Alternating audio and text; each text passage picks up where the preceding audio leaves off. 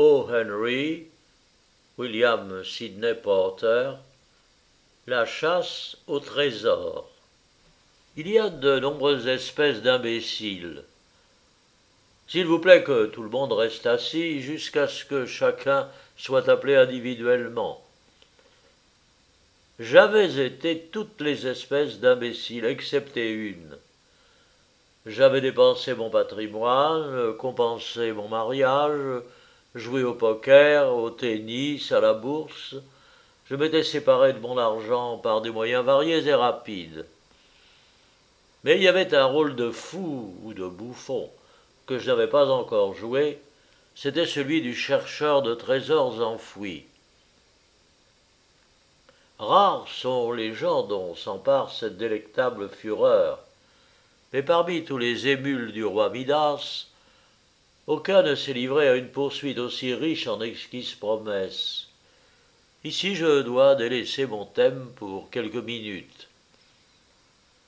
J'étais un imbécile de l'espèce sentimentale. Je vis May Martha Mangum et devins son esclave. Elle avait 18 ans et la couleur de touche blanche d'un piano neuf. Elle était belle et douée de l'exquise solennité et du pathétique ensorcellement d'un ange immaculé et condamné à vivre dans une petite et morne ville de prairie du Texas. Elle avait un esprit et un charme qui auraient pu lui permettre de cueillir comme des framboises les rubis de la couronne de Belgique ou de n'importe quel autre royaume sportif, mais elle ne savait pas, et ce n'est pas moi qui allais le lui apprendre. Ainsi, voyez-vous, je voulais May Martha Mangum absolument et exclusivement. Je la voulais pour moi, pour vivre sous mon toit et ranger mes pantoufles et ma pipe tous les jours à des endroits où on ne les retrouve jamais le soir. Le père de May Martha était un homme caché derrière des favoris et des lunettes. Il avait consacré sa vie aux punaises, aux papillons et à tous les insectes qui volent, qui rampent ou qui bourdonnent, et qui se glissent dans votre dos ou dans le beurre. C'était ce qu'on appelle un étymologiste ou quelque chose comme ça. Il passait sa vie à tamiser l'atmosphère pour attraper les petites bêtes, et ensuite il leur passait une épingle à travers le corps et leur donnait des noms injurieux. Toute sa famille se composait uniquement de lui et de May Martha. Il la louait hautement comme une remarquable spécimen de la Rarus Humanus, parce qu'elle veillait à sa nourriture, rangeait ses vêtements et remplissait d'alcool les petits flacons où il conservait ses victimes. Les savants, dit-on, sont sujets à des distractions. Mais il y avait quelqu'un d'autre qui trouvait May Martha Mangum hautement désirable. C'était Goodloe Banks, un jeune homme qui venait tout juste de finir ses études. Il possédait tous les perfectionnements que l'on peut acquérir par les livres, le latin, le grec, la philosophie, et spécialement les branches supérieures de la mathématique et de la logique. S'il n'avait pas eu l'insupportable habitude de déverser tout ce savoir ou tout cet enseignement sur chaque personne à laquelle il s'adressait, je l'aurais assez apprécié, mais même comme cela, lui et moi étions, ou tout au moins paraissions, les plus grands copains du monde. Nous nous réunissions le plus souvent possible, parce que chacun de nous désirait extraire de l'autre le moindre signe qui lui permit de déceler dans quelle direction soufflait le vent qui provenait du cœur de May Martha Mangum. Une métaphore un peu risquée. Goodloe Banks n'en aurait jamais permétré une pareille. Telles sont les mœurs des rivaux. Donc, Goodloe s'adonnait aux livres, aux manières, à la culture, l'autre, pas la vraie, au canotage, à l'intellect et aux vêtements. Quant à moi, je me préoccupais plutôt de baseball, de débats oratoires, réunions contradictoires du vendredi soir et d'équitation. Mais dans toutes nos conversations particulières et au cours de nos visites chez May Martha, Ni Goudleau ni moi ne pouvions arriver à découvrir lequel de nous deux elle préférait. Maï Martha était une petite cachotière de naissance, et depuis son berceau, elle savait mettre les gens à la devinette. Comme je l'ai dit plus haut, le vieux Mangoum était distrait. Il finit cependant par s'apercevoir un jour, oh, ce doit être un petit papillon qui le lui a pris, que deux jeunes gens essayaient de jeter un filet sur la tête de la jeune personne de sa famille qui s'occupait de son intérieur. Je n'aurais jamais cru que des savants puissent grimper aussi haut à la poursuite des circonstances. Le vieux Mangoum étiqueta et classifia oralement et facilement Goudleau et moi-même parmi les ordres les plus bas des vertébrés, et en anglais par-dessus le marché, sans prendre la peine d'envelopper ses allusions dans du latin de cuisine. Il termina cette énumération en nous informant que si jamais il nous attrapait à rôder autour de sa maison, il nous ajouterait à sa collection. Goudleau et moi ne nous montrâmes pas pendant 5 jours pour donner le temps à l'orage de se calmer. Lorsque nous osâmes enfin revenir à la maison, Maï Martha Mangoum et son père étaient partis. Partis. Ah oui, leur maison était fermée. Leur mobilier, leurs provisions et la collection du vieux, tout était parti. Et Maï Martha n'avait laissé aucun mot d'adieu, ni à Goudleau, ni à moi, pas même un bout de papier blanc épinglé à un buisson et flottant au vent, pas même une inscription à la craie sur le poteau de la grille, pas même une carte postale qui peut nous fournir le moindre indice. Pendant 2 mois, Goudleau, Banks et moi, chacun de notre côté, essayâmes tous les procédés possibles et imaginables pour dépister les fugitifs. Nous usâmes de nos relations amicales avec le guichetier de la gare, avec les entrepreneurs de transport, avec les conducteurs de train et avec notre seul et unique policeman, mais sans résultat. Alors nous devînmes meilleurs amis et pires ennemis que jamais.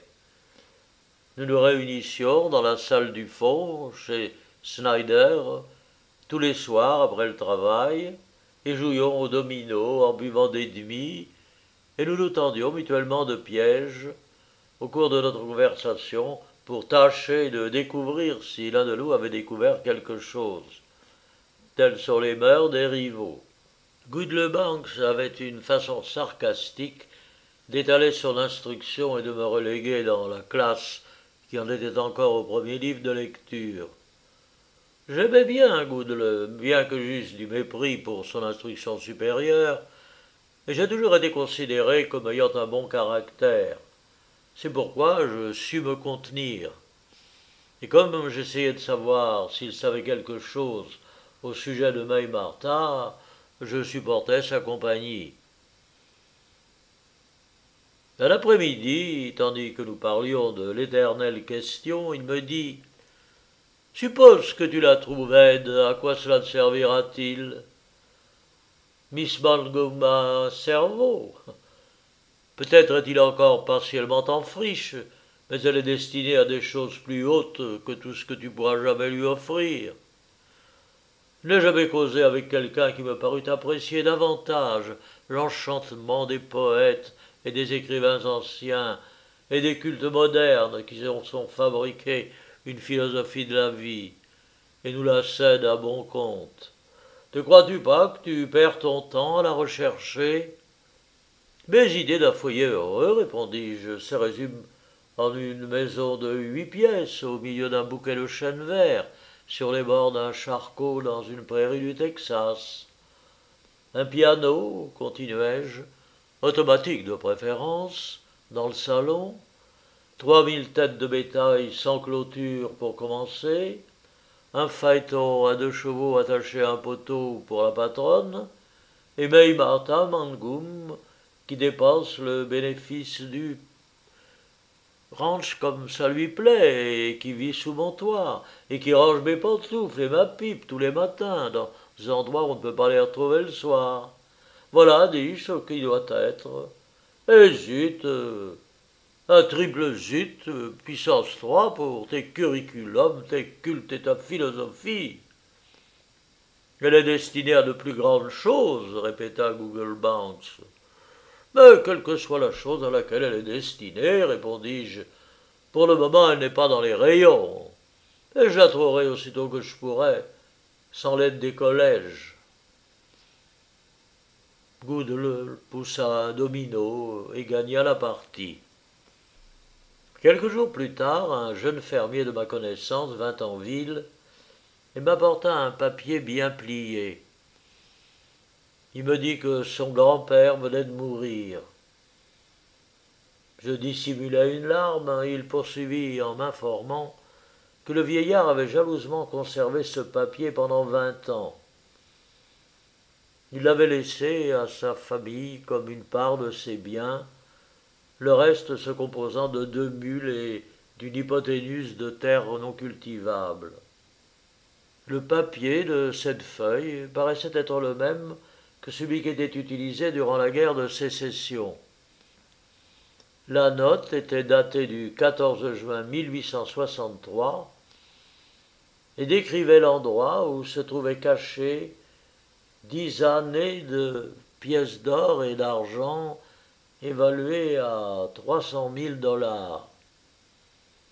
Le vieux Rundle, le grand-père de son petit-fils Sam, avait eu les renseignements d'un prêtre espagnol qui avait participé à l'enfouissement du trésor et qui mourut de nombreuses années avant, non après, dans la maison du vieux Rundle. Le vieux Rundle avait écrit la note sous sa dictée. Mais pourquoi votre père ne s'est-il pas mis à la recherche de ce trésor demandai-je au jeune Riddle. Il devint aveugle avant de pouvoir le faire, répliqua-t-il. Mais pourquoi ne l'avez-vous pas fait vous-même demandai-je encore. Parce que, répondit-il, je n'ai connu ce papier qu'il y a 10 ans. Ensuite, il y a eu le labourage de printemps à faire, et puis le herçage, et puis le rentrage des foins, et puis après l'hiver est venu, et puis à l'année d'après, ça a recommencé, et puis ça a été comme ça tout le temps depuis. Tout cela me parut parfaitement raisonnable. C'est pourquoi je conclus un accord aussitôt avec le jeune Lee Rundle. Les instructions données par le papier étaient simples. Toute la caravane de bourricots chargés du trésor était partie d'une vieille mission espagnole dans le comté de Dolores. Elle se dirigea plein sud au moyen de la boussole et atteignit la rivière Alamito qu'elle traversa. Puis les caravaniers enfouirent le trésor au sommet d'une petite colline ayant l'aspect d'un mât et qui se trouvait elle-même entre 2 collines un peu plus hautes. Un tas de pierres marquait l'endroit où le trésor se trouvait enfoui. Tous les gens de la caravane, sauf le prêtre espagnol, furent tués par les Indiens quelques jours plus tard. Le secret était un monopole. Il me parut bon. Lee Rundle proposa son plan de campagne. Il consistait à se procurer du matériel de campement, un géomètre pour nous mettre sur la voie à partir de la mission espagnole, et ensuite à dépenser les 300 000 $ à faire la bombe à Fort Worth. Bien que je n'eusse pas reçu une haute éducation, je connaissais un moyen de gagner du temps et de l'argent. Nous nous rendîmes au bureau du cadastre de l'État et nous procurâmes une esquisse suffisante de toutes les étendues de terrain allant de la vieille mission à la rivière Lamito. Sur cette carte, je traçai une ligne plein sud qui se dirigeait vers la rivière. Les dimensions de chaque section cadastrale du terrain étaient soigneusement indiquées sur l'esquisse. Grâce à celle-ci, nous trouvâmes le point où la caravane avait traversé la rivière, et nous reliâmes ce point avec un point important et parfaitement connu de la section de Los Aminos, longue de 5 lieues, un ancien cadeau du roi Philippe V d'Espagne. En opérant ainsi, il n'était plus nécessaire de faire tracer la ligne par un géomètre. C'était une grande épargne de temps et de dépenses.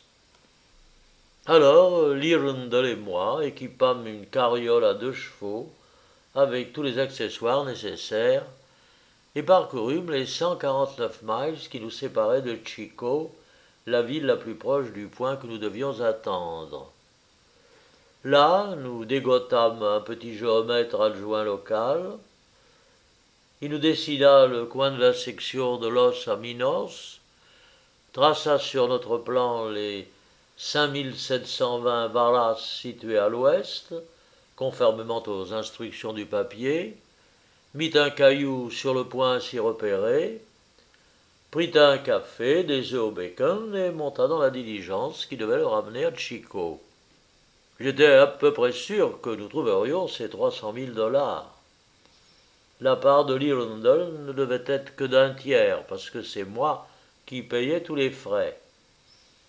Avec ces 200 000 $, je savais que je trouverais May Martha Mangum s'il était encore sur la terre. Et avec les mêmes, je pourrais payer au vieux Mangum le premier élevage de papillons du monde dans son pigeonnier. Si je pouvais trouver ce trésor. Lee et moi installâmes notre campement. De l'autre côté de la rivière, nous apercevions une douzaine de petites collines entièrement couvertes de cèdres, mais aucune n'avait la forme d'un bas. Cela ne nous découragea pas.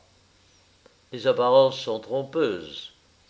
Un bas, tout comme la beauté, peut n'exister que dans l'œil du contemplateur. Le petit-fils du trésor et moi-même examinâmes ces collines couvertes de cèdres avec l'attention d'une femme qui court après une puce. Nous explorâmes tous les flancs, sommets, circonférences, élévations, angles, pentes et concavités de chacune de ces collines, sur une longueur de 2 miles en aval et en amont de la rivière. Nous y consacrâmes 4 jours.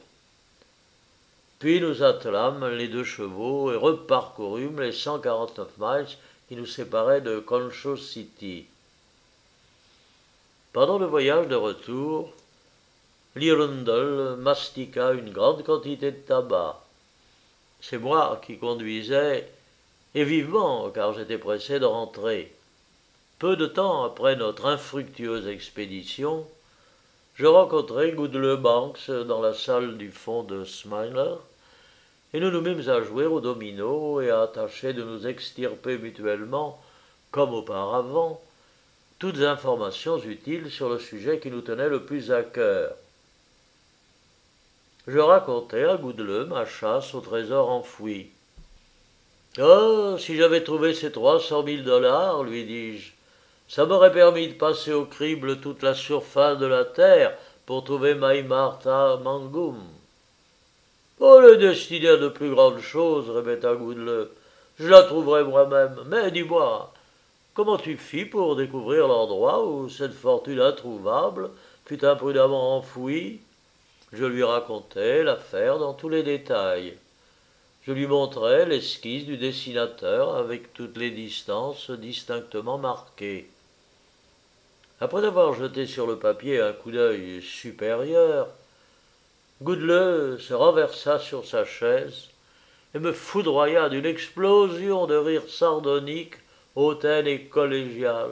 « Mais mon pauvre Jim, dit-il, quand il put enfin parler, mais tu es un imbécile !»« C'est à toi de jouer, dis-je patiemment en tripotant mon double 6. « 20, dit Goodle en faisant 2 croix sur la table avec la craie. « Et pourquoi suis-je un imbécile demandai-je. On a trouvé déjà bien des fois des trésors enfouis. Mais parce que, dit-il, en calculant le point d'intersection de votre ligne avec la rivière, vous avez négligé d'introduire la variation. La variation à cet endroit doit être environ 9 degrés ouest. Allez, prête-moi ton crayon. » Goodle Banks fit rapidement un petit dessin sur le dos d'une enveloppe.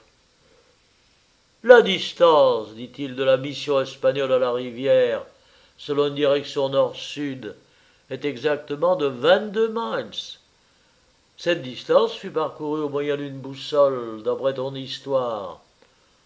Et en tenant compte de la variation, le point de la rivière à la Mito, vous auriez dû rechercher votre trésor, est exactement à 6 miles et 945 varas à l'ouest de l'endroit où vous avez abouti.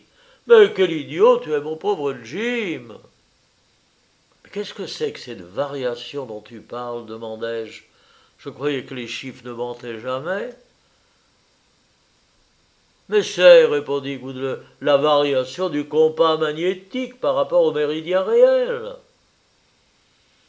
Il sourit de son air supérieur, et soudain je vis apparaître sur son visage l'étrange, avide et dévorante expression de cupidité qui caractérise le chercheur de trésors enfouis. Parfois, dit-il avec une attitude d'oracle, ces vieilles histoires d'argent caché ne sont pas complètement négligeables. Laisse-moi jeter un coup d'œil sur le papier qui décrit l'emplacement, peut-être que tous les deux ensemble nous pourrions... Et voilà comment Goodlebanks et moi-même, rivaux en amour, devinrent compagnons d'aventure. Nous prîmes le train jusqu'à Unsterburg, et de là nous rendîmes à Chico par la diligence. À Chico nous louâmes une carriole à 2 chevaux et un attirail de campement. Nous fîmes calculer nos distances par le même petit géomètre que la première fois, mais en tenant compte de la variation indiquée par Goudeleux, puis nous le renvoyâmes dans ses foyers. Il faisait nuit lorsque nous arrivâmes à l'endroit. Je donnai à manger aux chevaux, fis du feu sur le bord de la rivière et préparai le souper. Goudeleux m'aurait volontiers donné un coup de main, mais son éducation ne l'avait pas préparé aux choses pratiques. Cependant, tandis que je travaillais, il m'encourageait et me réjouissait avec l'expression des grandes pensées qui nous ont été transmises par les plus anciens des anciens. Il citait à profusion des traductions de grec. C'est de l'anacréon, m'expliqua-t-il. C'était un des passages favoris de Miss Mangum et l'un de ceux que je lui récitais le plus souvent. Elle est destinée à de plus grandes choses, dis-je, répétant sa propre phrase. Mais peut-il y avoir quelque chose de plus grand, demanda Goudeleux, que de résider dans la société des classiques et de vivre dans l'atmosphère de l'instruction et de la culture? Tu as souvent dénigré l'éducation. Eh bien, considère un peu tout le temps, l'argent, le travail que tu as perdu par ton ignorance des plus simples mathématiques. Et quand monsieur aurait-il trouvé son trésor si mon instruction ne n'avait pas montré son erreur? Nous jetterons d'abord un coup d'œil sur ces collines de l'autre côté de la rivière, dis-je, et nous verrons ce que nous allons trouver. Mais j'ai encore des doutes au sujet de tes variations. On m'a toujours appris à croire que l'aiguille de la boussole se tournait fidèlement vers le nord. Le lendemain matin, nous nous levâmes de bonne heure et mangeâmes notre breakfast. Nous étions au mois de juin et le temps était superbe. Goudeleux paraissait ravi. Il récitait du Keats, je crois, ou du Kelly, ou du Shelley, tandis que je faisais cuire le bacon. Puis nous nous préparâmes à franchir la rivière, qui à cet endroit n'était guère qu'un petit ruisseau, et à explorer les nombreuses collines pointues et couvertes de cèdres qui se trouvaient sur l'autre rive. Mon cher Ulysse, me dit Goudeleux en me frappant sur l'épaule pendant que je lavais les assiettes en fer-blanc, laisse-moi jeter un nouveau coup d'œil sur ce document enchanté. Je crois qu'il indique de gravir une colline ayant la forme d'un mât. Je n'ai jamais vu un mât. Comment est-ce fait, Jim? Ah, je marque un point sur l'éducation, dis-je. Je te le montrerai quand je le verrai. Goudeleux était en train de regarder le document du Virundel lorsqu'il lâcha tout à coup un juron qui n'avait rien d'éducatif. Viens ici, s'écria-t-il en brandissant le papier à la lumière. Regarde ça, ajouta-t-il en mettant son doigt sur un coin du papier. À l'endroit désigné, je vis, ce que j'avais encore jamais remarqué, se détacher en lettres blanches l'inscription suivante: Malvern 1898. Eh bien, demandai-je, et après? Mais c'est la marque du papier, s'écria Goudeleux très excité. Le papier a été fabriqué en 1898 et la note aurait été écrite en 1863. Mais c'est une imposture manifeste. Bon, je ne sais pas, répondis-je. Les Londons sont de braves campagnards, simples, inéduqués et pas bluffeurs. C'est peut-être les fabricants du papier qui ont essayé de perpétrer une escroquerie. Et alors Goodlebanks devint aussi furieux que son éducation le permettait. Il arracha les lunettes de son nez et me foudroya du regard. « Je t'ai souvent dit que t'étais un idiot, s'écria-t-il. Tu t'en es laissé imposer par un pète-zouille et tu m'en as imposé à moi-même. Comment, demandai-je, t'en ai-je imposé à toi-même? Mais par ton ignorance, répondit-il. Par 2 fois, j'ai découvert dans tes plans des fissures sérieuses qu'une simple instruction primaire t'aurait permis de découvrir. Et, continua-t-il, cela m'a entraîné dans des frais que je peux difficilement supporter, tout cela pour se mettre à la recherche d'un trésor frauduleux. Oh, j'en ai assez, je quitte. Je me levai et pointai vers lui une large cuillère à peau que je venais de laver. Goodlebanks, dis-je, oh, je me fiche comme d'une guigne de ton éducation. Je l'ai toujours tolérée avec peine chez tout le monde, mais en toi, je la méprise. À quoi t'a servi ton instruction? À t'empoisonner toi-même et à embêter tes amis. Allez, va-t'en, dis-je en agitant la cuillère. Va-t'en avec tes marques de fabrique et tes variations. Tout ça n'existe pas pour moi. Il me faudrait plus que ça pour me détourner de la chasse au trésor. Je dirigeai ma cuillère vers une petite colline en forme de bas qui était située de l'autre côté de la mer, rivière. Je vais explorer cette colline, continuai-je. Et maintenant, oui ou non, viens-tu avec moi? Si une marque de fabrique ou une variation suffit à ébranler tes convictions, tu n'es pas un vrai aventurier. Allez, décide-toi. Un nuage blanc de poussière apparut au loin sur la route qui longe la rivière. C'était la voiture postale qui fait le service d'Hesperus à Chico. Goudeleux agita son mouchoir. « J'en ai assez de cette escroquerie, dit-il amèrement. Il n'y a qu'un imbécile qui puisse prendre ce papier au sérieux maintenant. T'as toujours été un imbécile. Jim, je t'abandonne à ton destin. » Il ramassa ses effets personnels, grimpa dans la voiture, ajusta nerveusement ses lunettes et s'envola dans un nuage de poussière. Lorsque j'eus fini de laver le plat, je mis les chevaux à la longe sur une nouvelle section d'herbe fraîche, traversai la rivière et commençai lentement mon ascension à travers la forêt de cèdres jusqu'au sommet de la colline en forme de bas. C'était une merveilleuse journée de juin. Jamais encore je n'avais vu autant d'oiseaux, autant de papillons, autant de libellules, autant de sauterelles, autant de petits animaux vifs, bourdonnants et multicolores de l'air et des champs. Je scrutais à fond cette colline en forme de bas, depuis la base jusqu'au sommet.